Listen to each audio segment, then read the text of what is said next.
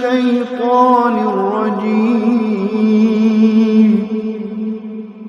بسم الله الرحمن الرحيم. Assalamualaikum warahmatullahi wabarakatuh. Sumatera Barat terkenal sebagai daerah yang sangat agamis karena masyarakatnya sangat teguh memegang ajaran-ajaran agama Islam. Maklum, provinsi ini sudah sejak lama berkenalan dengan Islam, sehingga banyak tokoh-tokoh Islam di negeri ini yang lahir dari bumi Sumatera Barat. Sebut saja Buya Hamka. Sebagai daerah berbasis Islam yang kuat, tidak salah jika di daerah ini banyak kita temukan masjid-masjid tua bersejarah yang telah banyak berperan dalam penyebaran syiar Islam. Salah satu masjid tua yang ada di daerah ini adalah Masjid Raya Ganting. Semula masjid ini dibangun semi permanen di tepi Batang Arau tahun 1700 Masehi. Bagi orang-orang di zaman dahulu, rumah ibadah memang sengaja dipilih dekat tepian sungai agar mudah memperoleh air wudhu. Karena pemerintah Belanda ketika itu hendak membuat jalan ke pelabuhan laut Emmahaven di Teluk Bayur, maka bangunan masjid dipindahkan ke lokasi sekarang. Kini Masjid Raya Ganting bertempat di pusat kota Padang, terletak di posisi sangat strategis di pinggir jalan raya ke arah pelabuhan Teluk Bayur. Dahulu pelabuhan ini sangat ramai, terutama kalau orang pergi naik haji, masih menggunakan jasa kapal laut. Pembangunan Masjid Raya Ganting direncanakan oleh 3 orang pemuka masyarakat: Angku Gapuan, seorang saudagar di Pasar Gadang; Angku Syekh Haji Uma, seorang kepala kampung; dan Angku Syekh Kapalokoto, seorang ulama yang disegani. Semua sarana pembangunan ditanggung secara swadaya oleh masyarakat. Dengan waktu singkat, diperolehlah tanah wakaf dari penduduk Ganting, dan bantuan dana pun mengalir dari para dermawan dari berbagai daerah, Sibolga, Medan, Aceh, dan Minangkabau juga tentunya.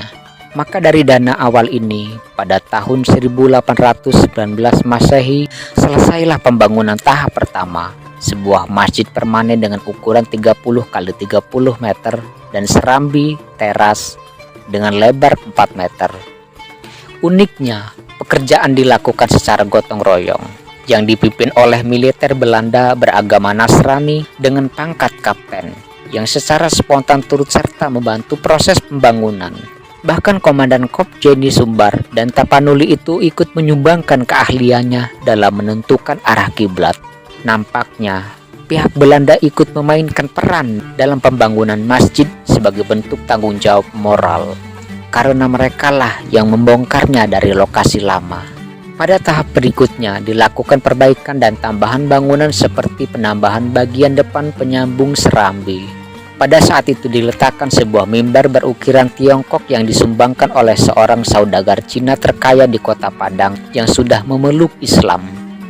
Lantai ubin khusus didatangkan dari Jerman, dibawa oleh perusahaan Belanda. Masjid Raya Ganting ternyata juga menyertai perjalanan sejarah perjuangan bangsa. Pada tahun 1918, masjid ini digunakan sebagai tempat musyawarah pertama ulama Minangkabau. Tahun 1932, masjid ini menjadi tempat jambore Hizbul Watan se-Indonesia yang membicarakan usaha perjuangan kemerdekaan. Pada tahun 1945, masjid ini dijadikan markas perjuangan, dan tahun 1946 berfungsi sebagai lokasi pertemuan pemuda yang akan melakukan penyerangan ke asrama militer sekutu. Bahkan Bung Karno dan Bung Hatta pernah singgah di masjid ini setelah kembali dari pembuangan di Bengkulu. Dwi Tunggal itu menyempatkan diri sholat dan bermalam di rumah Datuk Marah Alam Syah, persis di belakang masjid. Masjid Raya Ganting merupakan masjid pertama di kota Padang. Secara keseluruhan, masjid ini memenuhi standar tipikal rumah ibadah yang ideal. Bagian dalamnya terdiri atas ruangan lepas tempat sholat, mihrab di bagian barat sekaligus penentu arah kiblat. Tiang-tiang penyangga berjumlah 25 tonggak setara dengan jumlah nabi atau rasul yang wajib diimani. Semua nama Rasul itu terukir indah dengan kaligrafi Arab. Di bagian luar masjid terdapat pelataran parkir yang memadai, serta taman-taman, perpustakaan masjid, ruangan wudhu, bedug, juga kamar takmir. Beberapa renovasi telah dilakukan, tapi tidak mengurangi keasliannya. Cuma beberapa bagian kecil yang telah dihilangkan, seperti lantai ubin sekarang menjadi marmer. Tidak ada lagi kolam tempat wudhu, diganti air keran. Tidak ada lagi menara dari kayu, dan bedug pusaka tidak dapat difungsikan lagi. Namun secara keseluruhan masjid ini tidak mengalami perubahan berarti. Masjid Ganting sering juga disebut Masjid Dagang, sebab dahulunya para pedagang sering singgah dan boleh menginap di masjid ini, bahkan menjadi tempat transit bagi jamaah haji ketika masih memakai kapal laut. Sejak awal berdirinya telah diadakan bimbingan manasik haji. Syekh Abdul Hadi, pria asal Arab Saudi, menikahi perempuan Minang, merupakan orang pertama yang memprakarsai program manasik ini. Selain memiliki halaman yang luas untuk arena latihan manasik haji, di sekitar masjid juga berjejer 3 buah gedung tempat pemberian materi manasik haji. Di antara gedung tersebut merupakan bekas perguruan tawalib yang dahulunya pernah jaya mengelola madrasah ibtidaiyah, Sanawiyah, dan Normal School setingkat SMP dan SMA sekarang. Masjid sebagai bangunan yang bersifat material di Minangkabau biasanya dipengaruhi unsur rumah gadang atau adat dengan adanya gonjong atau atap lancip, atau dipengaruhi gaya arsitektur Timur Tengah berupa kubah. Tapi tidak demikian dengan Masjid Raya Ganting yang mengadopsi berbagai corak arsitektur, karena masjid ini dikerjakan bersama beberapa etnis bangsa, yaitu Eropa, Persia, Timur Tengah, Cina, dan tentu saja anak nagari di Minangkabau. Masjid Ganting hasil paduan bahan konstruksi yang bermutu tinggi. Terbukti bangunan ini dari awal berdiri hingga kini tetap berdiri kokoh tanpa perubahan mendasar. Bahan-bahan bangunan menggunakan kayu-kayu pilihan yang didatangkan dari luar kota Padang. Misalnya kayu ulin dari Bangkinang, Riau, kayu rasak dari Indrapura, dan kayu kapur dari Pasaman. Butuh waktu berbulan-bulan mendatangkan bahan-bahan tersebut, apalagi sarana transportasi waktu itu cuma pedati. Bahan lainnya seperti atap seng, ubin, dan semen didatangkan dari negeri Eropa.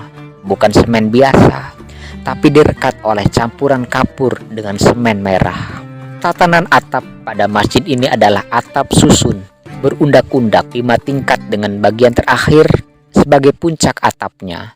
Bentuk atap terdiri atas 2 bentuk. Atap pertama bercorak tradisional atau lokal, berbentuk segi 4 selaras dengan bangunan masjid yang bujur sangkar, mirip dengan atap rumah adat Minangkabau, tapi tanpa gonjong. Sedangkan 3 tingkat bagian ke atas berbentuk segi 8, atau lebih tepatnya berbentuk agak bundar, agak serupa dengan kelenteng Tiongkok Cina. Pengaruh ini sangat wajar karena lokasinya yang dekat dari kampung pecinaan.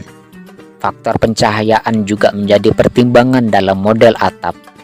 Terbukti adanya celah-celah atau ventilasi dari tiap-tiap badan atap. 2 model atap ini berbeda dari bentuk arsitektur bangunan Islam lainnya yang amat dipengaruhi corak Arab.